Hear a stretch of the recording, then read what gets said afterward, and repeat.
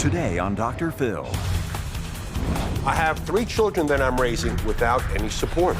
I'm a dead ringer for John Bon Jovi. You said if you met Jennifer Aniston, she'd fall for you like that. I believe so. John thinks he's God's gift to everything. You're nothing. You're a failure. John has lost complete control of our sons. How did you get the black eye? My 12-year-old slugged me.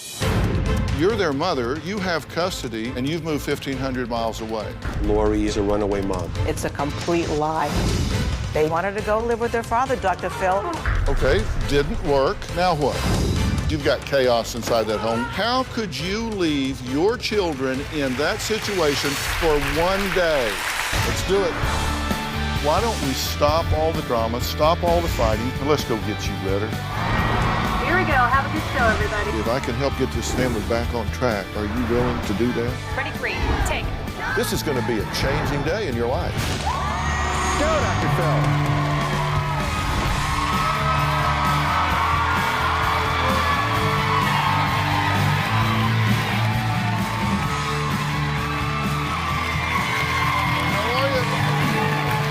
Well, now, as you all know, we've done a lot of shows about single moms, right? And that's exactly what grabbed the attention of our first guest. John is a divorced dad who boasts in his letter to me that he is 1 in a million. When I say that John boasts, I mean John boasts. He writes, "You never have a single dad raising kids. The reason? There are none." Why? Because dads can't handle raising kids. They all suck except for me. Put me on and I will show you how a single dad who looks like John Bon Jovi is raising 3 boys alone with no help whatsoever. If you don't, then you are afraid to hear the truth. Oh, yeah? Well, there's not much I'm afraid of, especially the truth. So if John has got this so wired up, let's just hear what he has to say. I'm a single dad raising 3 kids on my own. I consider myself 1 in a million. Divorced dads do not raise their children, and I am the exception. That is the craziest thing I've ever heard. John thinks he's God's gift to everything. If I wanted to, I could be out chasing girls. That's not a problem. With my looks and charm, I can get any girl that I want. He's got this grandiose opinion of himself. I'm a dead ringer for John Bon Jovi. If I met Jennifer Aniston, I would sweep her off her feet. I know that she would love to meet me. But instead, I decided not to get involved with younger, pretty girls because I have 3 children to raise. About a year after the children moved in with John, I decided to move with my boyfriend 1,500 miles away. Lori abandoned her children. I've never abandoned my boys. I feel that John feels I abandoned him. She was unfazed about leaving her own children. John thinks he's God's gift to single dads, but I think John's doing this simply because he's trying to prove a point, but the point is that he's a failure. You say that single dads find a hot younger chick to marry and they ignore their first kids. Correct. But you didn't do that. No. You said you could have. Of course. In fact, you said, I could have had a stripper pole in my condo and had chicks in there every night. That's correct. That's correct. What does that mean? That means I could have played around like most dads do when they get divorced, and I didn't do that. Yeah. You also say that you're a writer? Correct. I wrote a memoir. You said, I write better than John Grisham and James Patterson put together. That's correct. And if you read my book, you'd agree to that also. And I did it single-handed with no ghost writers. Yeah. You seem angry. Yes, I'm angry because I have 3 children that I'm raising for the past 3 years. It's just overwhelming to raise children. Dads don't understand. They're not my kids. Why are you angry at me? Okay. I mean, I'm asking you questions. That's right, buddy. You better believe it. Okay. Okay, Okay, I'll laugh. Why? It's not a joke. it's a lot of work raising children 24/7 without any support. How did you get the black eye? My 12-year-old did that last week. And Accident or on purpose? On purpose. It was not an accident. And I told him to get off the computer, and he wouldn't listen, and I went to grab him to take him off. He turned around and slugged me. He says he's 1 in a million, but maybe he's not perfect in what he does. Let's take a look at this. Constantly eat. John has lost complete control of our sons. Don't eat frozen pizza. My house, my rules. They are running the entire household. My boys do not respect me at all. John has absolutely zero parenting skills. John lets the kids walk all over him. It's not nice to talk like that, okay? Constantly talking back to me. Just leave it. Why not? The boys have called me stupid, ugly. The boys treat me like garbage. Sometimes I cause more trouble, but sometimes he causes more trouble. The twins are constantly fighting. John gets right involved in the middle of it, antagonizes them, and it gets out of hand. All you do is raise your voice, scream, yell, laugh real loud, and I want to blow my brains out because you never stop. You don't stop it. One day, Alexander wanted to go on the computer. I went and grabbed him to pull him off. He just got on me. He turned around and whacked me in the face. I received a black eye. They don't fear me at all. The house is a complete disaster. Nobody does anything. It is impossible to get the boys to do chores. He has too many rules. Yeah, like too many. There is absolutely no discipline on John's behalf. For the 10,000th time, it's disrespect. I've tried grounding them, and that's a joke. They tell me, yeah, sure, and they walk out of the house. 9 out of 10 fathers would bash your face in. I've tried taking away the computer, and they'll say, F you, and go on it. They do what they want. They are in control of the whole household. I think John is failing as a dad. I've run out of options, and I just don't know what to do. So what's your reaction to that? That is all true. So we got the tail wagging the dog here. The dad is not in control. Not at all. So maybe it's good that you're 1 in a million, because dads should be in control. Right, but most of them will beat the crap out of them.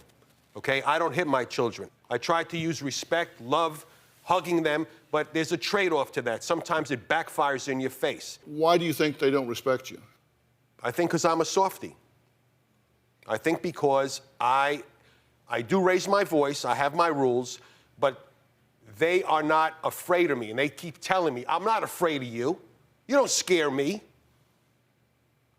Well, is it defined at that level where it's who's the biggest, who's the scariest, who's the loudest? Right now, yeah, they're in control because Daddy, they are not afraid of Daddy at all. And that's not what my intentions are. But they basically step all over me. They call me the maid. I'm the maid. Get me this. Get me a juice. Make me this. Give me that.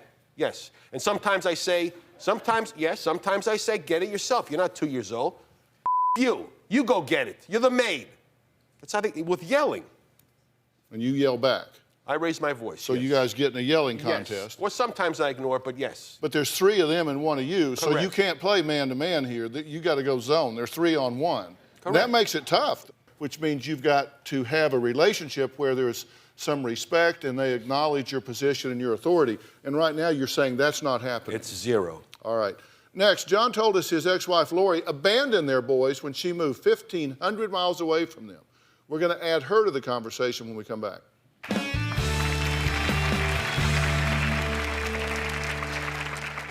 Lori will only see the kids once or twice a year. I am actively involved with my children. I feel that Lori is a runaway mom. You got parents that know they're bad parents. They do things that are bad. Okay, I look in the mirror every day and I know I'm a great father. I don't have a living girlfriend that can act like a mommy. So not only am I a single dad, not only do I have 3, not only do 2 of them are twins, but I have 0 support. I am 1 in a million and I am better than most single dads. Now, we started this show with single dad John being pretty proud of the fact that he stayed plugged in.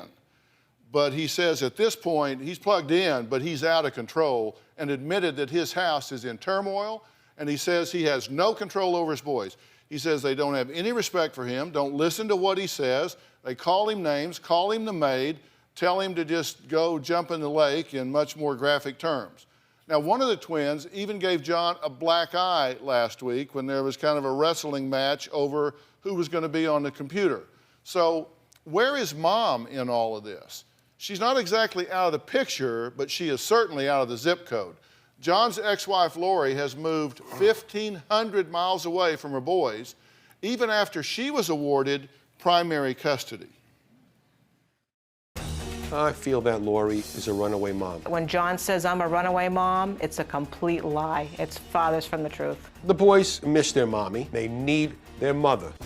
Lori will only see the kids once or twice a year for a week or so. I speak with them almost on a daily basis, and if they ever need anything, they call me and I'm there for them. I feel like I need my mom in my life. She is not here to have fun with me. I am actively involved with my children. I talk to John, I give him advice. He calls me and asks me for advice all the time, but it seems like it goes in one ear out the other. She's so far away that I feel that there's not much you can do. She's not there every night to say, I love you and be there for me. I think if Lori was involved, the boys would be better behaved. Okay, so you have primary custody of these children, I do. and you're their mother. Yes, I am. You're the bio mom of all three of these children, Correct. but they're with their father, Yes. and you've moved 1,500 miles away. And the kids, do you agree the kids are out of control? Absolutely out of control. And you think it's because he doesn't know what he's doing? That is correct. I don't get it. You're their mother, you have custody, they're with someone, and you both agree it isn't working, and you're just gone. I've been a parent. I've raised two boys along with my wife, and I never saw the box that you check out. I never saw that. I always thought they were your responsibility and you had to plug in. How did you do that? Dr. Phil, I took care of the boys for most of their young life. Yeah. Just up until 2 years ago when they decided they wanted to see how living with their father was like. I interacted with them. They had straight A's. They never sweared at me. We had no fist fights. I let them try to be with their father. I gave John shared custody so that he could try to be a dad to them. Okay, fair experiment, didn't work. Right. Now what? I would like him to get real. He is delusional with his personal life. He does not treat his family, his children, like a family. What is he delusional about? John is delusional because he's obsessed with money. He feels that if he has money, that's going to save everything. Are you wealthy? I'm broke. You're broke. Flat broke. Flat broke. So he's obsessed with money because he doesn't have any? Correct. Right. And you think you're going to get back on your feet financially? Hopefully. Yeah. Do you have a job? Not really. Do you look for jobs? Yes. Because you want to be an entrepreneur, right? I've been an entrepreneur all my life. All my life. How has that worked out for you? I had a magazine, a real estate magazine, for 15 years. It was very successful. I had 100 employees. And I was indicted for tax evasion in 2003. And I pled guilty to the advice of my lawyer, received a 6-year sentence, which was outrageous. And the kids only came to see me 3 times, and I lost everything, money, everything. And when I got out of prison 4 years ago, yeah, I went to get some jobs, but I have a felon. I'm a felon. You can, even if I had a doctorate degree, a master's degree, no one's gonna hire you. They have policies. Major companies have policies. So I get these stupid jobs that are minimum wage, the run-of-the-mill, sales calls. I got fired after 2 weeks because I wasn't a good producer. You seem to think that you do have the ability to connect with people, motivate people, really get things moving along, which entrepreneurs have to have, right? I was doing it all my life. And which, in fact, you said if you met Jennifer Aniston, she'd fall for you like that. I believe so. What would sweep her off her feet mostly about you? Not his money. Right, not my money. But I'll give you an example. If I was in a relationship with Jennifer Aniston and she said to me, John, let's move to California 3,000 miles away. Hey, leave your kids behind. Come with me and live in my $5 million mansion. You know what I would say? What, are you kidding? You think I'm gonna leave my kids for you? Dr. Phil, he wants to raise these boys. We had an argument about his boys. It was always my boys, my boys, my boys. Raising 3 kids is not easy, but when I did it, I was working 10, 12 hours a day to provide for my children for almost 8 years while you did absolutely nothing for them. Nothing. I never got a dime from you. I still to this day pay for their shoes, their clothes, their braces, everything. You call me up and ask me to pay your electric bill. You have no clue what it is to go get a job. You're an entrepreneur businessman, but you know what? You're nothing. You're not a businessman, John. You're a failure. Look, I'm having a little trouble wrapping my mind around all of this, and I'm not sure I need to be here for this character assassination. You could do that on your own. What you're saying is that you have all this skill and talent and ability, and I hope you do, and I hope you get back on your feet. But at this point, you're not in business, and you don't have a job, and you say you've written a book. Has the book been published? No, it's written, it's ready to be published. It has not been published. You're basically just at home all day. Right, I do some odd jobs on the computer. I'm not just sitting there with my hands folded. I earn a few $100s a week working out of the house. Now, it seems to me that it's obvious that this isn't working. Whatever. You can say he's a failure, a loser, broke, no job, no future, delusional about all of these great things he's going to do.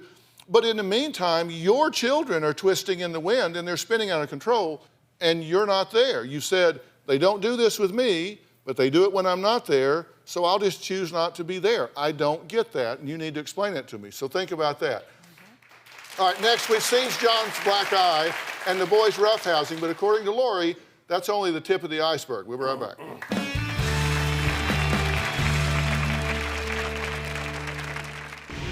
Maybe I'll slap him in the head or I'll slap him in the shoulder, but no violent hitting.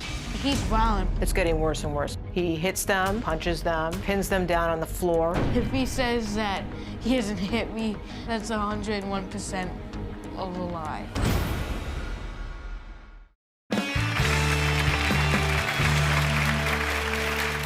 Well, we're talking with divorced couple John and Lori about the unconventional way that they have chosen to raise 3 children. I say unconventional because Lori has primary custody, but the boys are living with their dad instead. Now, Dad says, look, I confess, I'm out of control. Nothing I try works. Tried it all, and whether he's trying it right, trying it wrong, whatever, it doesn't work. Lori decided she needed a new life, so she moved out of state with her boyfriend, Joe. I live 1,500 miles away from my children now. My boyfriend has given me a very good quality of life. I believe that Lori moved because her boyfriend wanted to move. John can't stand Joe. I believe that he feels that Joe stole me away from him. Based on what I've seen, he's controlled. And I believe it's the reason that she left and not being involved with the children is because of what he says. If Lori had a way, she would be living near the boys. In my new life, I'm very happy. Alex, get off of here. My old life brings back the worst memories and nightmares. I try to keep them completely separate. If it wasn't for the 3 boys, I would have forgotten all about it completely. Lori's boyfriend, Joe, is joining us now via Polycom. Joe, what's your take on all of this? It's a pretty tough situation for the kids. Basically, you're not getting the entire truths. I'm looking for the truth. Is that guy you? All right, well, I'll give you the truth. Okay. I'm the guy. All right, let's I hear it. am the guy. All right, let's hear it. All right, first of all, the situation with them, the IRS and everything like that, was totally John's arrogant fault. He's a complete arrogant, belligerent liar.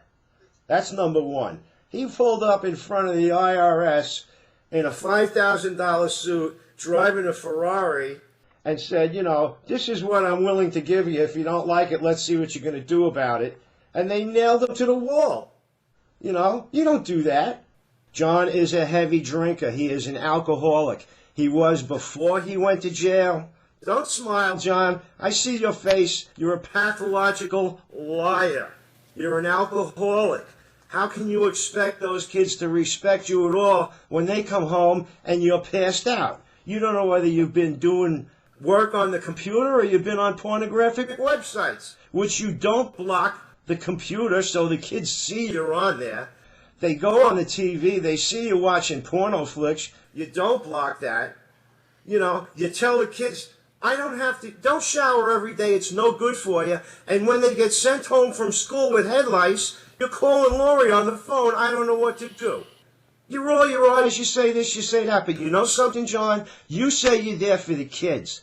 You're full of crap. You're there for John.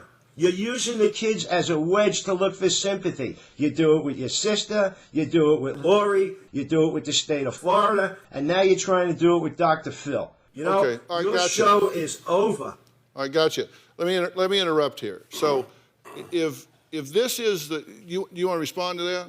No. He can't because he's be lying. No, because I'll sit here for a half hour and explaining everything. It's not worth No. it. He can say whatever he wants. Okay. Do you believe that Joe's telling the truth, Lori? Absolutely, 100%. Okay. Then here's the thing. This is my problem, and I'm not saying that this is true or it's not true because I'm not there. I don't know. What I know is you've got chaos inside that home. We agree on that, right? Correct. And maybe it's because of everything Joe just articulated.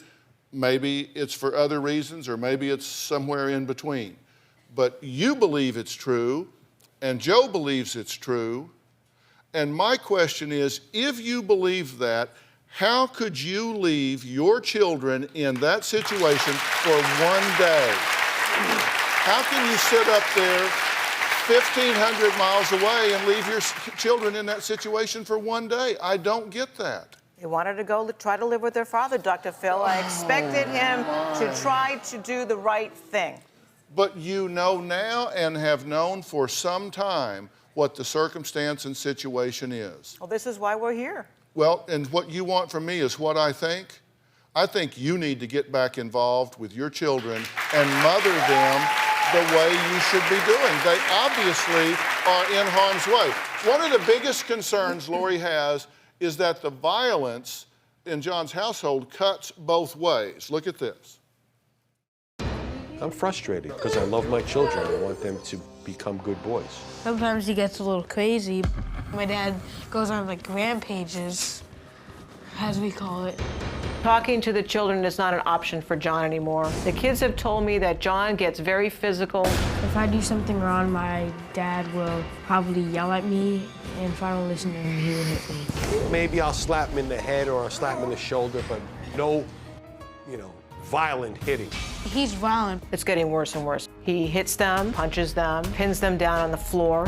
My dad hits me mostly in the face. I'm afraid that my dad is gonna hurt me. In order to control my boys, I have not hit them. The last time my dad hit me was yesterday. He hit me like right here, and he went like that. That's how he got it. That's why he has a scar on his face. It's not a scar. Let me see. It's going away. As far as heavy-handed, I'll grab him, but no whacking. Trust me, if he says that he hasn't hit me, that's 101% of a lie. I would like to talk to the boys. Just sit and chat with any Absolutely. objection from either one of you? Not at all, no. So I'm going to excuse myself, and when we come back, with the parents' permission, I'm going to sit down and talk with John and Lori's boys backstage. I'm going to talk to them back there because I want to parade them out here in front of y'all and hear what they have to say about the turmoil in their home. You know, as they say, out of the mouths of babes. We'll be right back.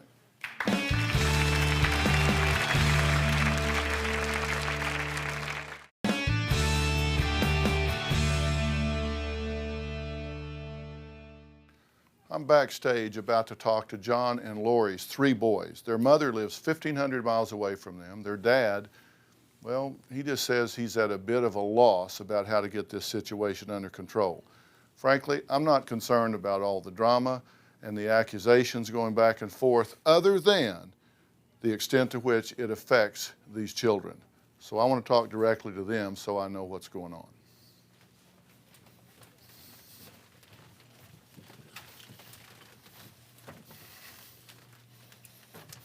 Knock, knock.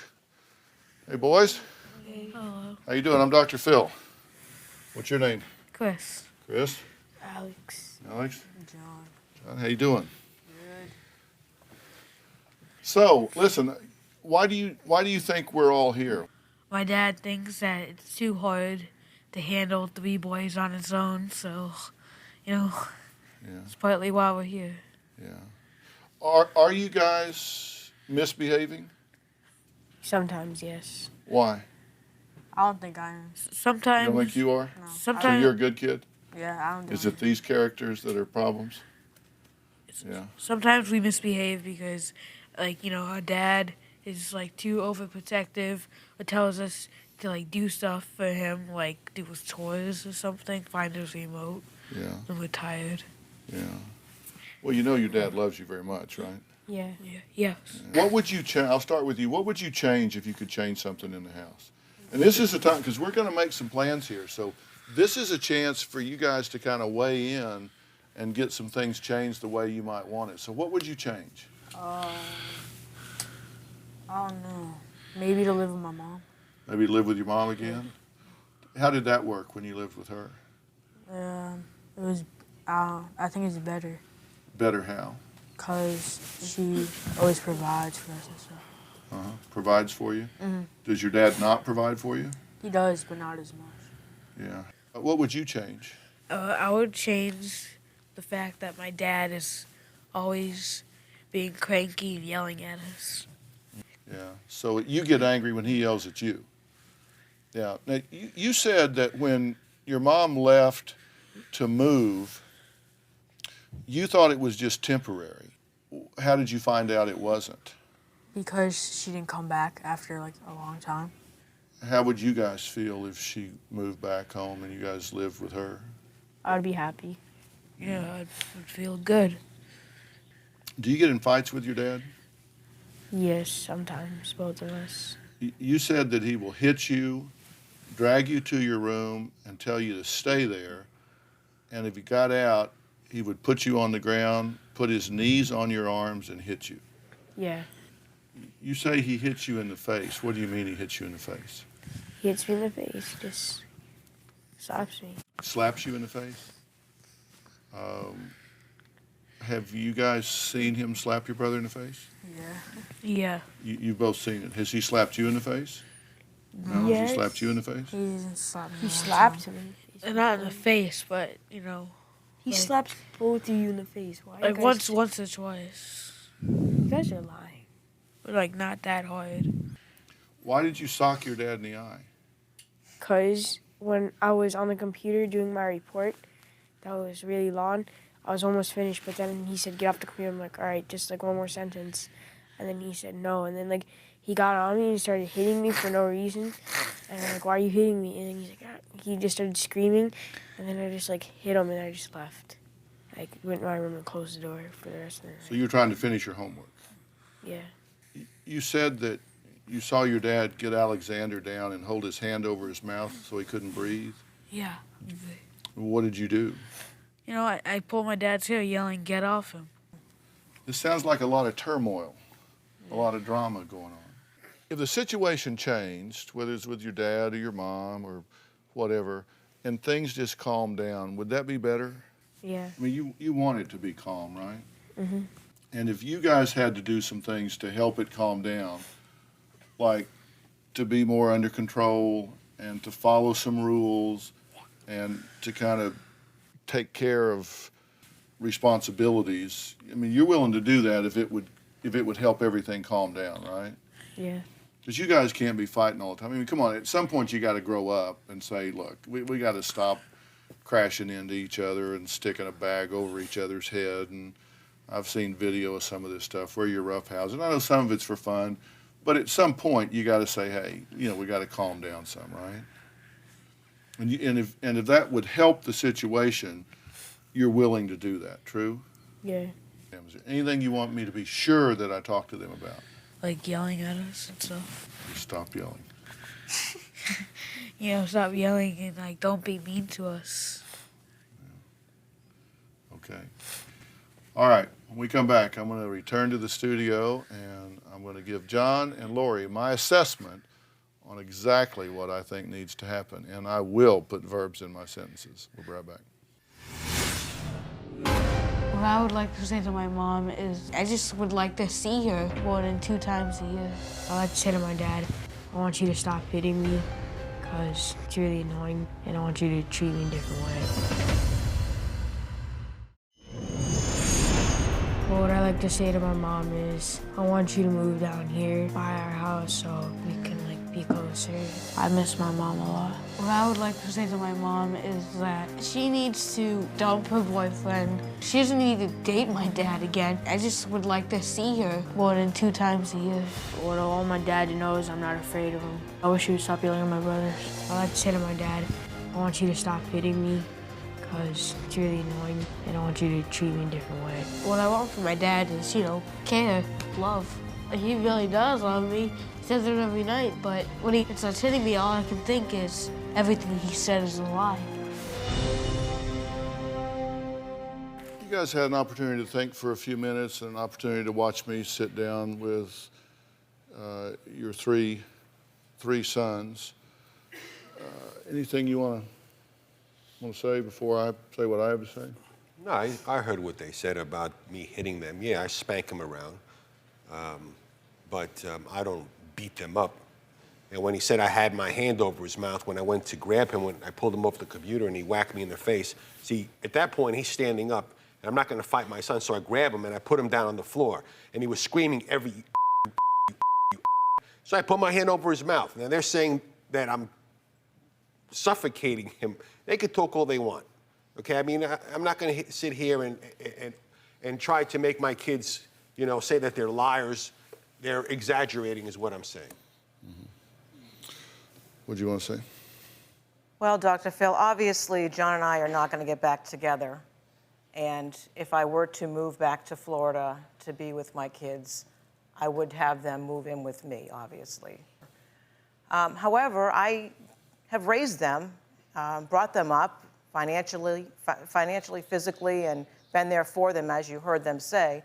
And I just don't think it's fair that John, stay the way he is by not being accountable and responsible as a good father, monetarily, physically, mentally, emotionally.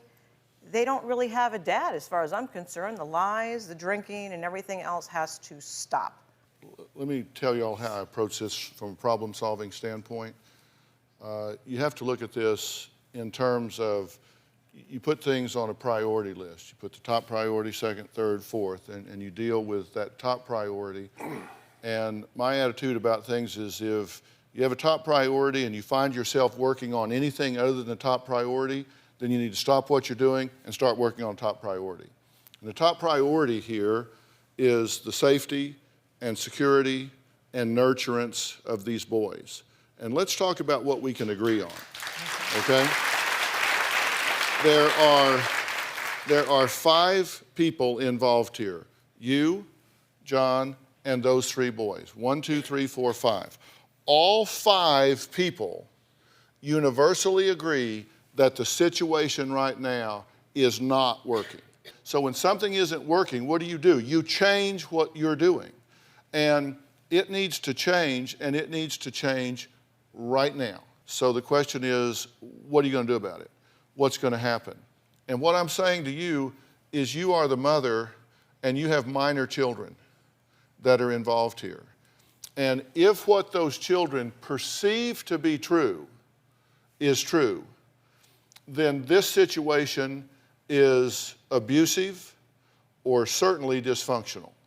Now, if what they're saying is not true, but John, I think you make a serious mistake when you engage your children physically in any way. The adult is supposed to be the calm in the middle of the storm.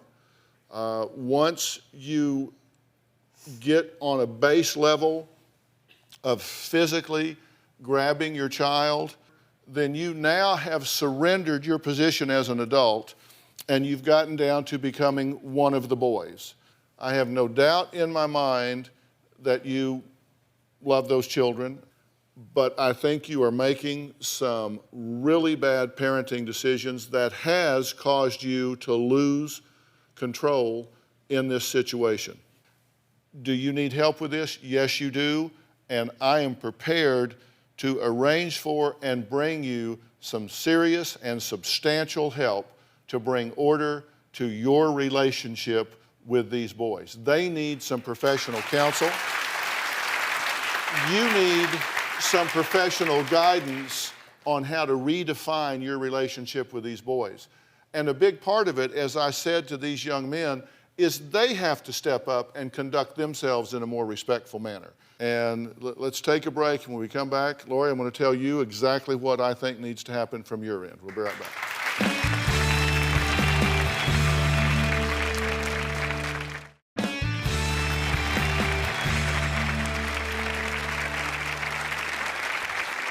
We've been talking with John and his ex-wife about the many mistakes that I think both of them have made in raising these three boys now that there's been a divorce and divided homes.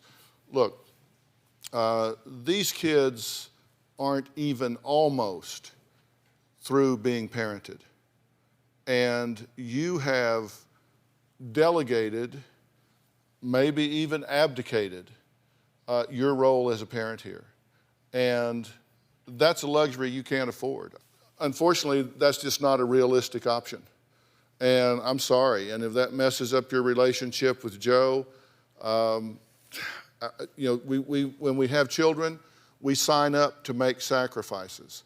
And that's a sacrifice you have to make. Should you get help from him? Of course you should. And I have said, I will get help here. But those boys say they want you back in their life. It isn't working here, and you need to plug back in here. It's a sacrifice you have to make. There's no alternative to it. And I think you need to do it, and I think you need to do it right now. And I don't know what your ability to do that is, but I can tell you that those boys have an urgent need for you to do that. Well, we've discussed that, and I totally agree with you. I'm telling you, you need to react to this with the utmost urgency, because let me tell you, it's awfully hard to unring a bell, and you let one of those boys do something that brings them into conflict with external authority. They obviously have no respect for authority.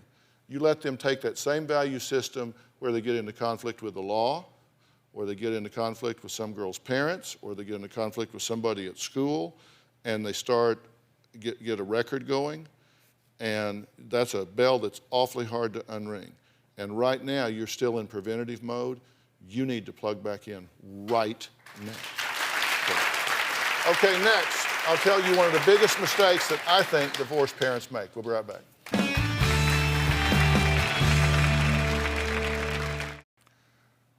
You know, it's difficult to go through a divorce when you're an adult. There's no question about it. But children, see, they're in a position of being completely helpless. It's like waiting for lightning to strike. You have no control over it. You just know it's coming. And I've outlined some very specific needs that children have when they go through divorce. And all children have these needs at all times, but they become exaggerated once a family is broken up. Number one is acceptance. They need to know that they belong somewhere, that they're part of something, that they are accepted by both parents. They have to have an assurance of safety. They need to know, I'm safe where I am. They need to have freedom of guilt or blame for the divorce. And they need structure. They need the same structure they had before you went into it. And so often parents feel guilty, so they say, well, you can stay up late, or we're going to relax the rules because you've had it so tough. That's exactly the wrong thing to do. Keep that structure in place. They need to see that there's a stable parent who has the strength to conduct the business of the family, that somebody is at the helm and this family is still doing the business of the family. They're still getting up in the morning, going to the store, taking care of things. And above all, let kids be kids. let them do what they do. You deal with everything else. They shouldn't be dealing with adult decisions. Go to drphil.com where you can find out so much more about the very issues we're talking about today. You can always find me on Twitter, Facebook, and drphil.com. Thanks for being here. So long. Thanks, guys. See y'all.